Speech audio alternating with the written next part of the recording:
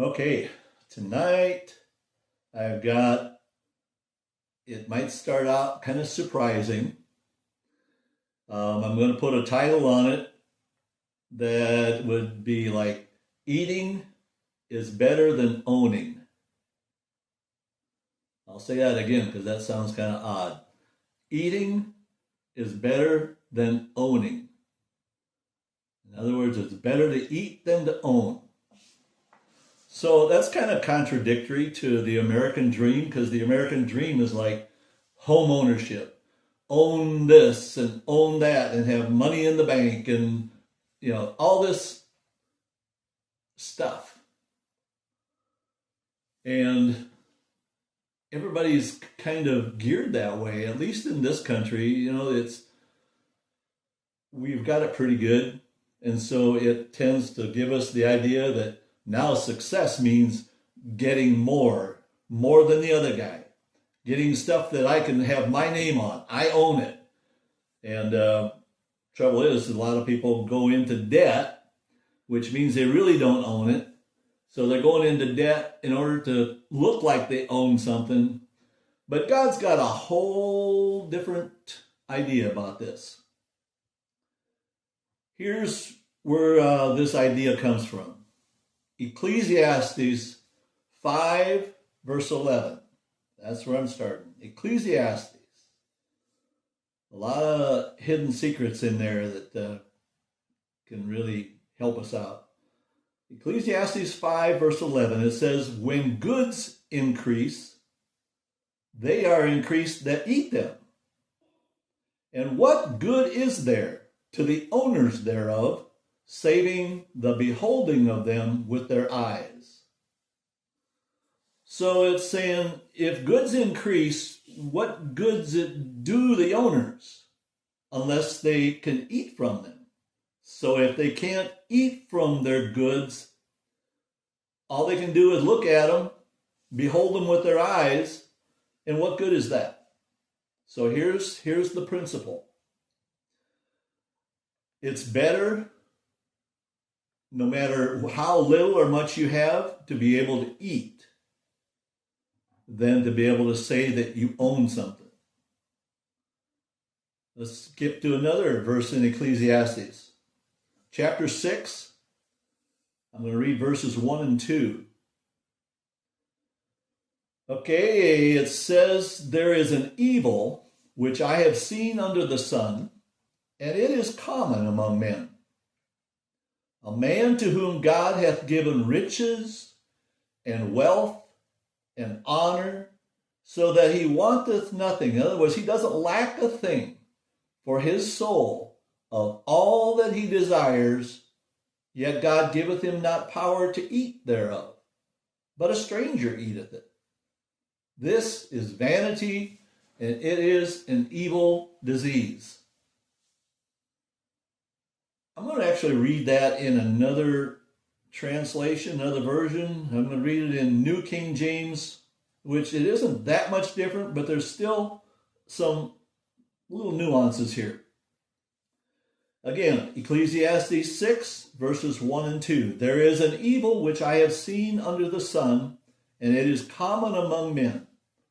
A man to whom God has given riches and wealth and honor, so that he lacks nothing for himself of all he desires, yet God does not give him power to eat of it, but a foreigner consumes it. This is vanity, and it is an evil affliction. Okay, so again, we're talking about how meaningless it is to own something if God doesn't give you the ability to eat from it. So it's the enjoyment of it, it's the using of it that matters, not whether or not you own it. Well, the things of God, they fit in that category because there's a lot of things that God lets us enjoy, thoroughly enjoy, that he owns. We are just using it. We are just watching it. We are just getting the benefit from it. So let me throw out another little, I don't know, call this a little proverb of something. a proverb by Dave. It says, I say, it's better to enjoy what you can't own than to own what you can't enjoy. I threw that up on Facebook a few days ago when this message was starting, and probably most of the people that read it didn't know what I was getting at. But anyway, I'll say that again. It's better to enjoy what you can't own than to own what you can't enjoy. Okay, I'll give you an example. You can enjoy a sunset, but you can't own a sunset. So the fact that you can enjoy it, even though you don't own it, that's what counts. You can sit there and look up at the stars at night. You don't own the stars. You never will. You can't own the stars, but you can look at them and enjoy what God has provided. So let's throw in just a couple more parables, if you want, or whatever, proverbs, I guess I'd call them. Okay, I would say, usership, I think there really is such a word, is better than ownership if you can't use what you own. Okay, there's a lot of things God has given us to use that He's not given us to own. But being able to use it is what counts. How about this one?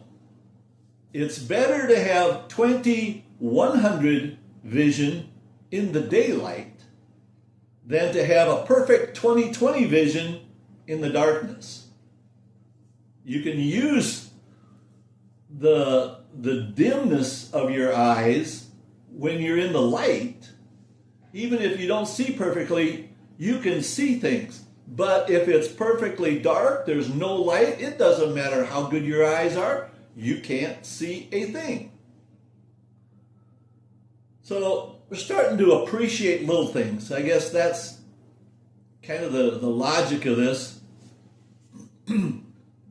Let's think of another one.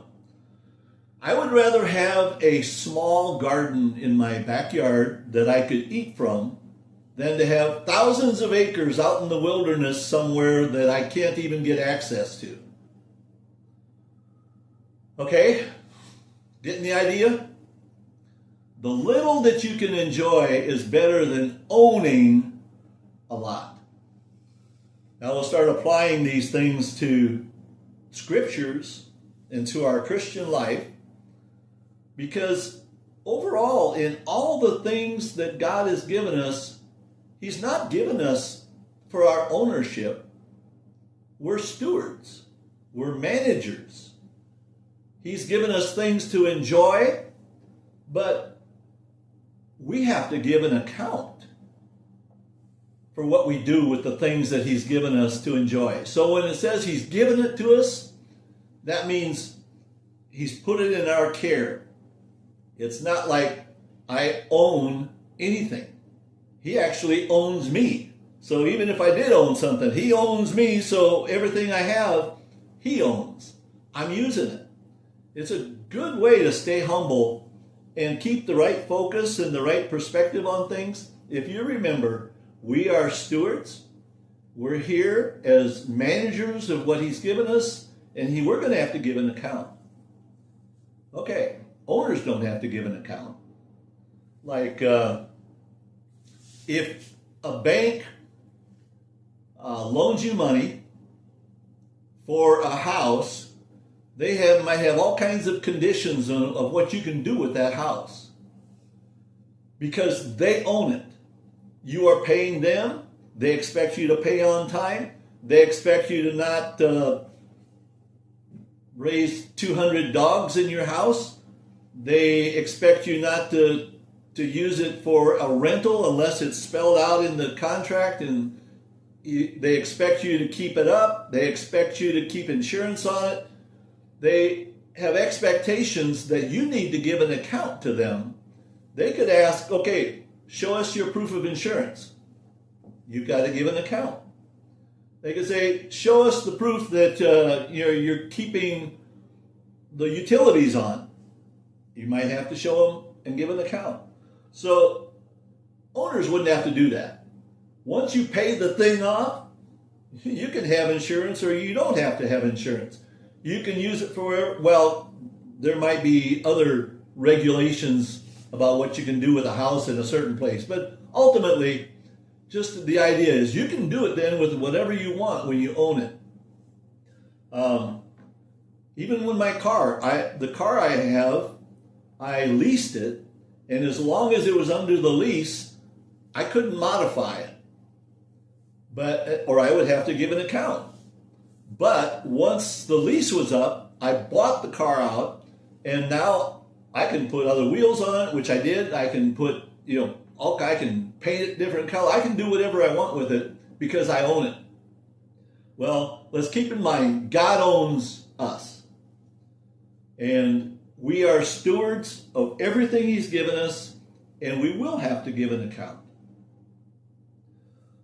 Let's read Luke chapter 19. And this is a parable that Jesus spoke that gives the whole idea of God giving us things that we have to give an account for. Luke 19 verses 12, and I'm going to read on down through 26. He said, therefore, a certain nobleman went into a far country to receive for himself a kingdom and to return. And he called his 10 servants and delivered them 10 pounds. So he had 10 pounds. He split it up, one for each of his 10 servants. And he said to them, occupy till I come. Okay, he's letting them know, I'm coming back, and I'm going to see what you've done, how you've been occupying while I'm gone. But it says his citizens hated him and sent a message after him, saying, we will not have this man to reign over us. And it came to pass that when he was returned, having received the kingdom, then he commanded these servants to be called to him, whom he had given the money, that he might know how much every man gained by trading. Then came the first, saying, Lord, thy pound hath gained 10 pounds. Now that's a good return. Starting with 1, coming up with 10. Awesome. Good job, guy.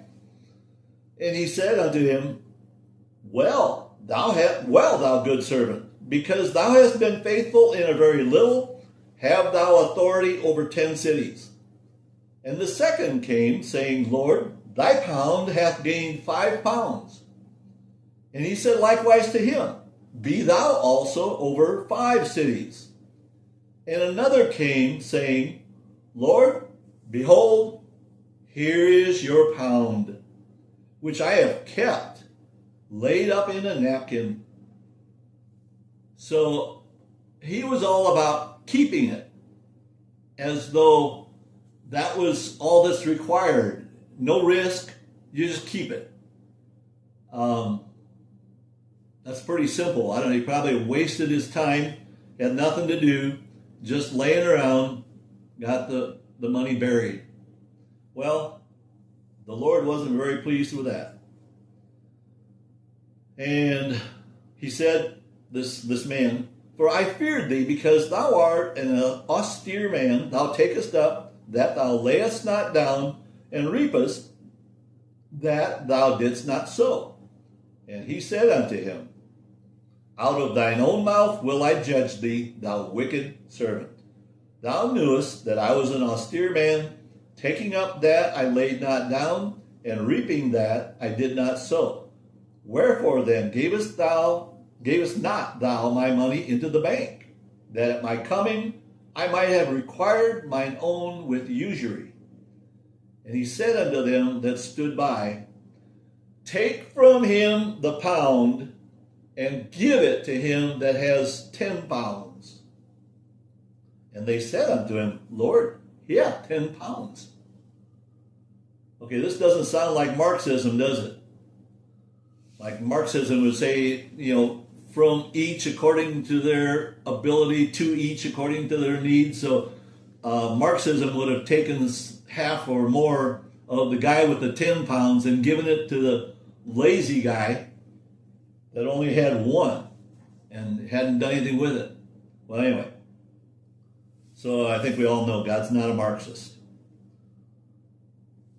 He said, "For I say unto you, that unto everyone which hath shall be given, and from him that hath not, even that he hath shall be taken from him." Well, that's not exactly the idea of charity, or just a handout, is it? Take from him that hath not and give it to him that hath, because he's looking for faithfulness. This money that he had given was for them to use for his benefit so that he would have a profit when he came back. Okay, let's read 1 Corinthians. 1 Corinthians chapter 4, I'm going to read the first 2 verses. And how this, we're not just applying this to money or the things you have that God expects you to be a good steward of your money. Well, he does. But listen to this. 1 Corinthians chapter 4, verses 1 and 2.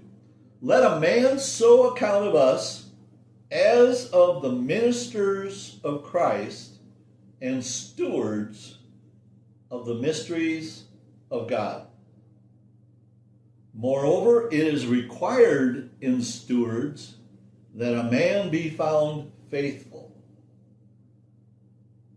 Okay, now this is not just talking about preachers and people in the fivefold ministry. Paul may be referring to himself here, of course.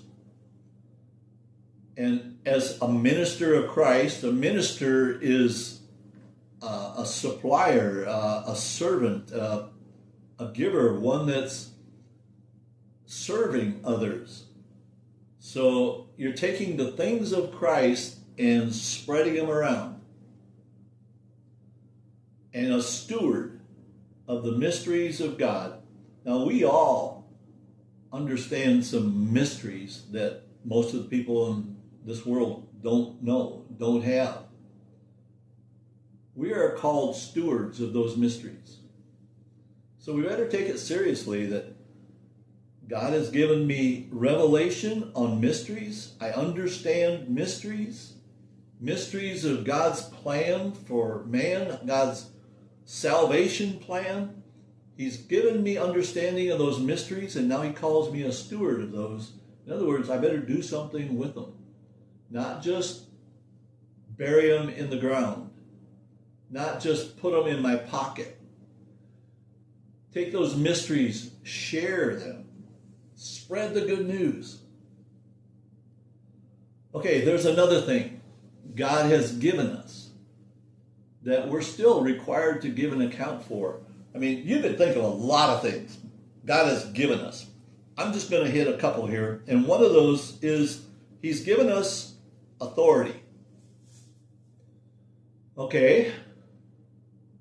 So he's going to ask us to give account for what we do with that authority. Did you use it just to beat people down? Did you use your authority to elevate yourself? Or did you use your authority to defeat the kingdom of darkness and set people free and promote God's ways and his truth and his love? So that authority he gives us, we've got to remember it only is valid when we're under his authority.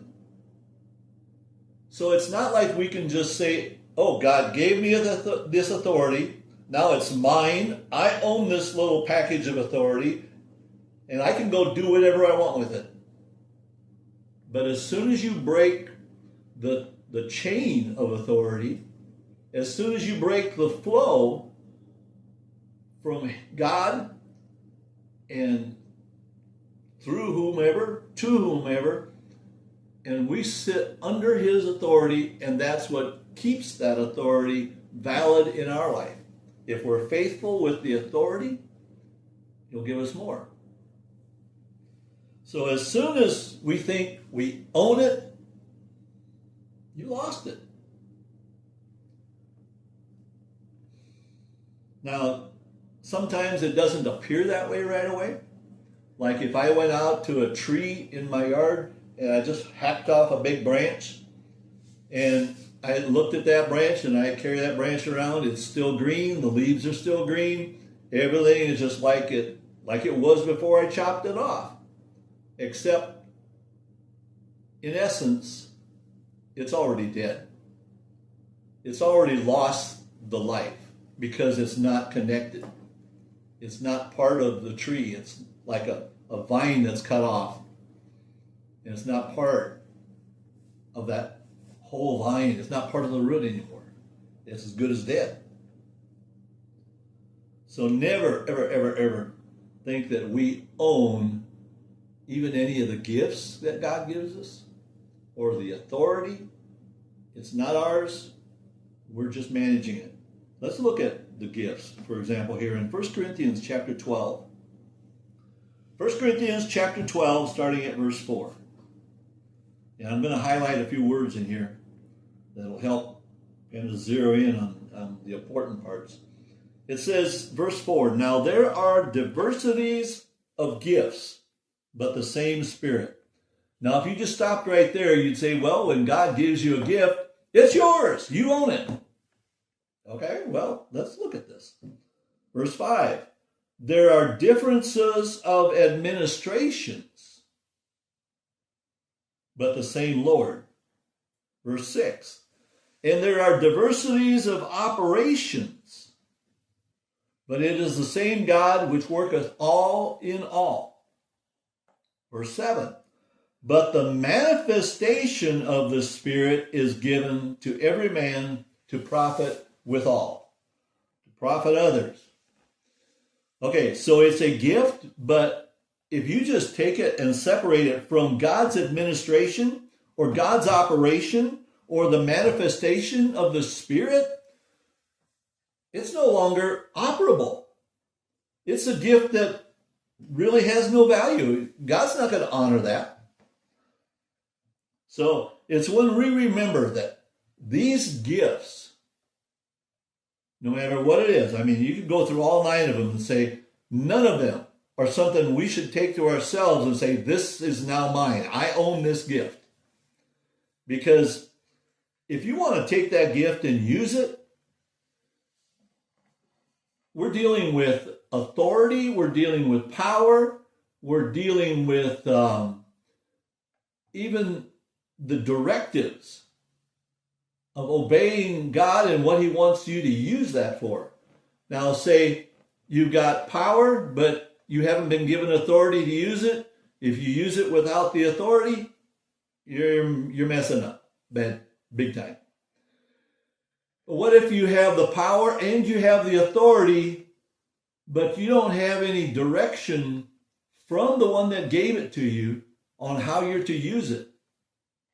You could still make a big mess.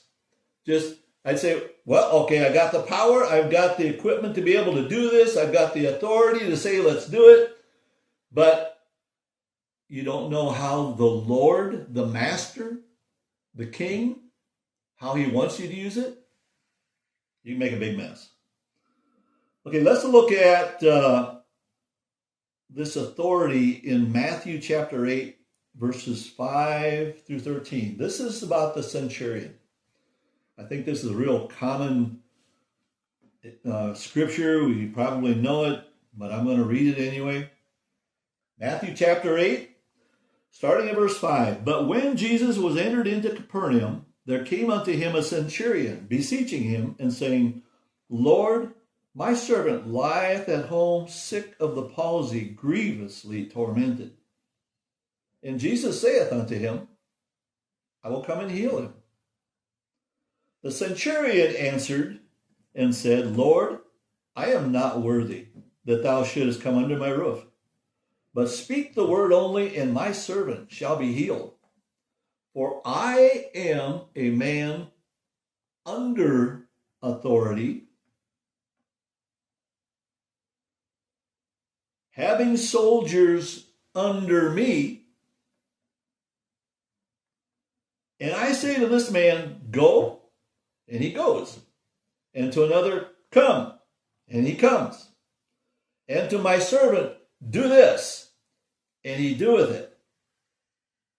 When Jesus heard it, he marveled and said to them that followed, verily I say unto you, I have not found so great faith, no, not in Israel.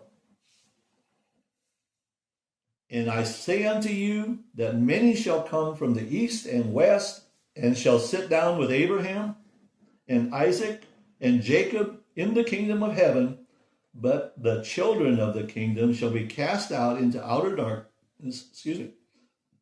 There shall be weeping and gnashing of teeth. Jesus said unto the centurion, go thy way, and as thou hast believed, so be it done unto you. And his servant was healed in the selfsame hour. Okay, that centurion understood authority. He understood that his authority only came from someone higher than him. Well, ultimately, it says all authority comes from God. So every authority there is, every legitimate authority, it comes from God and through his. Well, the centurion would understand if I said hierarchy. Now, some people might be alarmed and offended by that, but that's what this centurion is describing.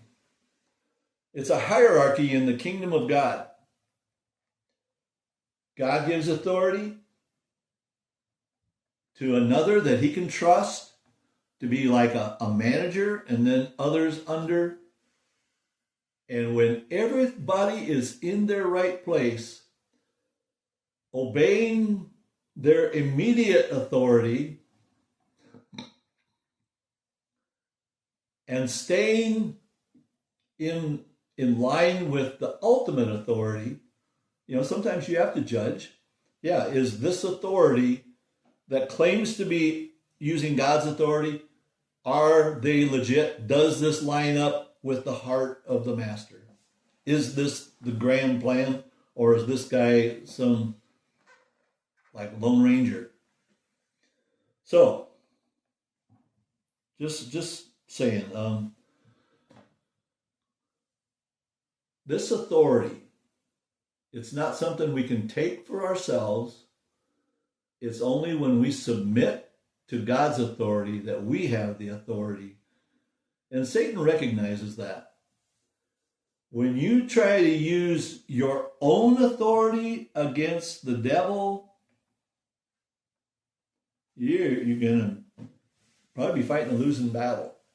But if Satan or the demons, the devils, anybody recognizes that the authority that you're exerting is God's authority and he's backing you up, they're toast.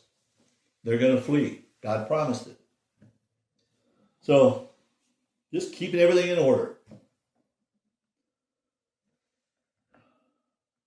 1 Thessalonians chapter 2, verse 4. It says, but as we were allowed of God to be put in trust means he's trusted you with something. With the gospel, even so we speak, not as pleasing men, but God which trieth the hearts.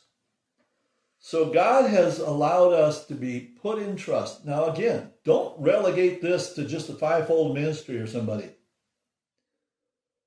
You know the gospel? Okay, you've been put in trust with the gospel.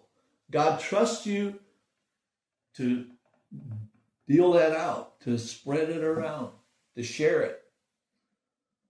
So we're not to please men, but we're going to speak to please God. So what good's it do to have something you can't use? If you've got, I don't know, let's say you've got a car, you've got no gas in it, or got no battery. You can't use it. What good's it? So the same thing, if you have something, but you're not allowed to use it, you don't have the keys for it, or whatever it is, what good is it? Okay, let's look at one of the things that it says we have. This is 1 Corinthians, again, chapter 2, verse 16. It says, "For who hath known the mind of the Lord that he may instruct him? But we have the mind of Christ." Okay, we have the mind of Christ. Does that mean automatically every decision I make is what Christ would do? No. So what good does it do to have the mind of Christ if you're not going to use it? And that's what this is about. Use what God gave you. Yeah, He's given us the mind of Christ. Now, let's use it. Use it in the way you talk to others. Use it in the actions you take. Use it in the life you live. Because then you can say, yes, I'm listening, Lord. I want to hear your mind and everything. Thank you. I've got your mind now. I've got the mind of Christ. Now I can proceed. Let's look at 2 Peter chapter 1, verses 2 through 4. This is another thing that tells about what God has given us.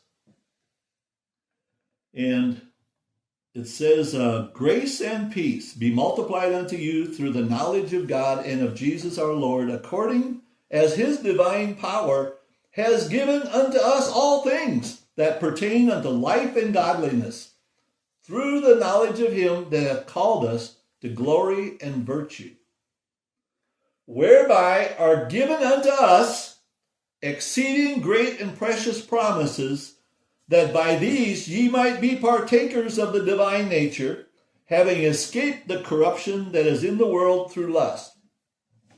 Okay, his divine power has given unto us all things that pertain unto life and godliness. What if you have been given all those things and you don't use them? It's a waste. That's the kind of thing that the Lord would come back and say, okay, why did you just bury this in the ground? Why didn't you at least give it to the bank so it could make some interest? So if he's given us all these things and we're not using them, there's a lot that's not happening. And it could be not just your benefit. It could be more than just, oh, you're missing out on some of the pleasures you could have. You're missing out on some of the treasures and the good things of life. It could matter for somebody else because you're holding back all these things that pertain to life and godliness, the knowledge of him that has called us, exceeding great and precious promises. You're not just hurting yourself. There are people that that their future depends on how you use the things God has given you. Every one of us. So we can be partakers of the divine nature, but is that automatic? No. He says these great and precious promises are given that you might be partakers of the divine nature. Yeah, it's so that you can do it, but if you don't use them, well, you just passed. Passed on a great thing that God wants to do to you, for you, through you, for the kingdom. I want to go to Psalm 65 now. Psalm 65, verse 4. It says, "Blessed is the man whom thou choosest, and causest to approach unto thee, that he may dwell in thy courts. We shall be satisfied with the goodness of thy house, even of thy holy temple." Now this is a gift of God. If God causes you to approach unto him, when he draws you into his presence, you are blessed. You will be satisfied, but you don't own the presence of God. It's his gift that he draws you into his presence. He draws you into his arms. That's a gift. And we need to understand when those special times happen. Be thankful. appreciate the mercies of God that are allowing you to have that invitation into his presence. Take it very, very, very seriously. It's not something you can just decide when. You don't own his presence. Like you can say, okay, God, now I want you to bring your presence here. I'm ready. Come on. Bring your presence. Well, if your heart is not in the posture of honor and worship and humility, he doesn't have to listen to you at all. And you probably won't feel that presence.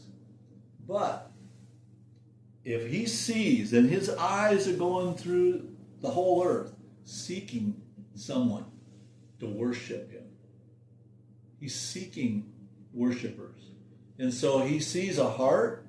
If you've got a heart that's just tender, and you're just wanting to please him in every way you can, and you're just adoring him, you're worshiping him for who he is, you're praising him, you're noticing all the things he's created, you'll see that and cause you to approach unto him.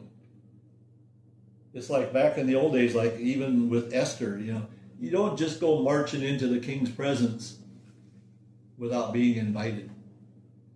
And if, like in the case of Esther, she went in there very, very, very humble and waited for him to extend his scepter and accept her to come closer, that's the kind of way we can approach God, so that he would love to have you.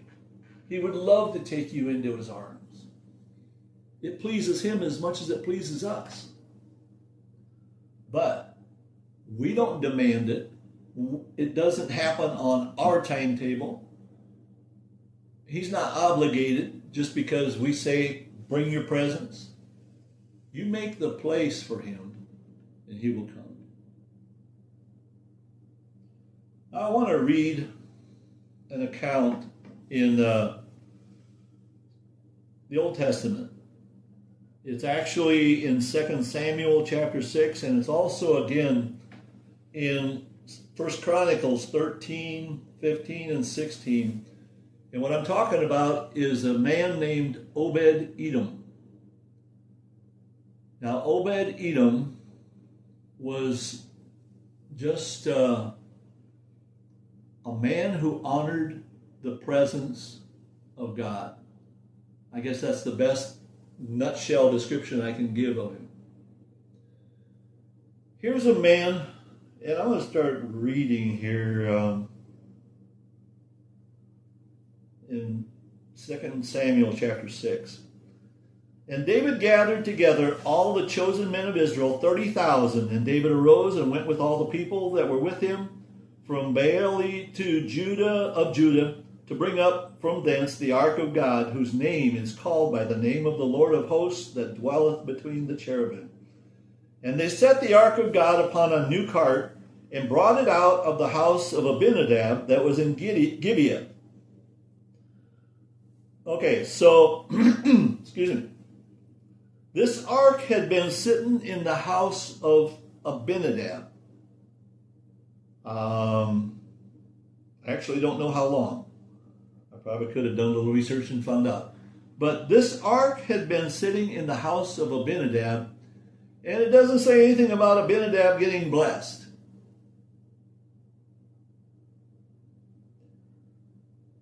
And his house was in Gibeah, and Uzzah and Ahio, the sons of Abinadab, drave the new cart. So they put the ark on a new cart. That wasn't the way God had prescribed it to be done. And it didn't work out very well. Well, think of the way they got it there to Abinadab's house. The Philistines put the ark on a new cart. They thought, from their wisdom, that would be the best way to honor God. So they're doing the best they know how to honor God by putting the ark on a new cart and letting 2 milk cows pull it and take off and see where they go. And they took it back to Israel. So it ended up in Abinadab's house. So God deals with you according to the knowledge and the revelation you have. These Philistines didn't have revelation about how that ark was supposed to be carried and handled. They had already seen the judgments of God, and so they were in fear, and so they were trying to do their very best to honor the ark. Without going in, I don't have time to go into all the things that happened to them, but they took it to, I think, 3 different cities, and it was just trouble everywhere. So they said, let's get this thing out of here, and they sent it out. So it says in verse 5, and David and all the house of Israel played before the Lord on all manner of instruments made of fir wood, even on harps and on psalteries and timbrels, and on cornets and on cymbals. That sounds good, right? This is excitement. This is celebration of the ark. And when they came to Nashon's threshing floor, Uzzah put forth his hand to the ark of God and took hold of it, for the oxen shook it. And the anger of the Lord was kindled against Uzzah, and God smote him there for his error, and there he died by the ark of God. And David was displeased. I mean, you can imagine. That really shut down through cold water on their celebration. Because the Lord had made a breach upon Uzzah, and he called the name of the place Perez Uzzah to this day. And David was afraid of the Lord. This is not just your reverence, fear of the Lord. David was afraid of. There's not many places where that's put together like that. David was afraid of the Lord that day and said, how shall the ark of the Lord come to me? So David would not remove the ark of the Lord unto him into the city of David, but David carried it aside into the house of Obed-Edom the Gittite. Wow, I better speed up here. Obed-Edom, notice, the Gittite. Who else do we know in the Bible that was a Gittite? How about the giant Goliath? Goliath was a Gittite. A Gittite is somebody that is from the city of Gath. So here's Obed-Edom, and I don't know, there's speculation, there's different interpretation, there's different things, but it's not 100% clear exactly his connection to Gath, but it's in there for a reason.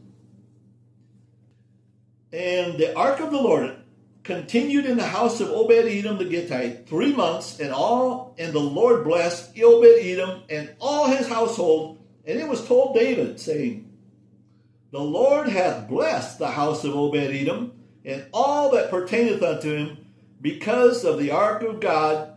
So David went and brought up the ark of God from the house of Obed-Edom into the city of David with gladness. And then it gives the whole scenario of how they did it. And this time they did it right. They did their research. They knew what God had said, how they were supposed to do it. So they were doing it right this time. And I just want to point out, Obed-Edom. Here's a man that most likely was a foreigner. There's a reason it points out that he was a Gittite. But when they moved the ark from his place, now he had been blessed. This guy, he had honored the ark. He had honored the presence of the Lord. He had respect unto God. He didn't put the ark in a shed in his backyard. I'm sure he had the ark in a prominent place, in a very secure place, in a place of honor, and they took care of it, and they were careful not to offend in any way. And in 3 months, that's fast, people could see that he was blessed beyond measure. that fast. So when David came to get the ark, he didn't claim, oh, this is mine, you gave it to me. He never took ownership of the ark. He was always a steward of the presence of God. He never tried to become the owner of it. When David said, I want to take this up to Jerusalem, he's okay. And you know what he did? He followed. He was part of the procession that followed that ark all the way to Jerusalem.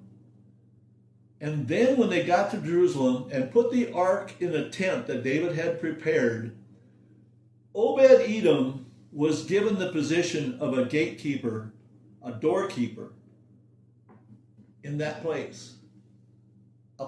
A position close. He had showed his honor for the presence of the Lord, and now God was giving him permanent place in the presence of God, in the presence of that ark. So this is just so exciting to think. Look at this example. Who was the Ark of the Covenant referring to? Jesus. So here's a man, Jesus came to him. He wasn't out searching for the ark. He was just a foreigner. But Jesus came to him, and he received him with honor. Then he was blessed, and now he's going to go wherever Jesus goes. He's going to follow the Lamb wherever he goes. He's going to follow Jesus for the rest of his life. I think this is just such a beautiful example of what we should feel. Jesus came to us. He found us when we weren't even seeking him. He came, we opened our hearts to say, come on in, Lord. Come in.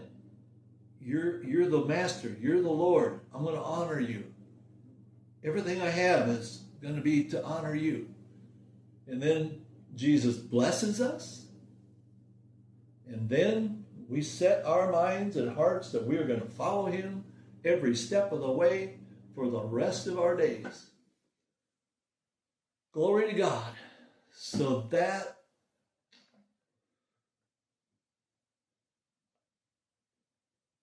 beautiful. It's beautiful. I've been thinking about that, and I just think, boy, whenever I get a chance, I'm going to make a place to prepare for the presence of God so that he's welcome. And then I will be welcome. I will be one of those that he causes to approach unto him. That's for all of us.